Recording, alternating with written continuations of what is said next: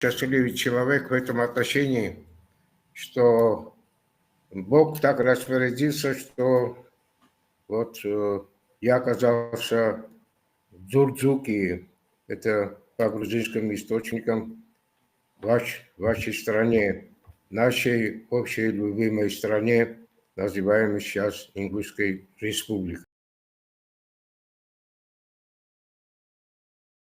Как историк, как археолог, историк, я занимаюсь эти 55-56 лет приблизительно вот вопросами истории ингушей, истории наших взаимоотношений. Просто я напомню вам, что первая наша царица была как раз ингушка, прекрасная царица наша. Мы это все сохраняем в нашей памяти.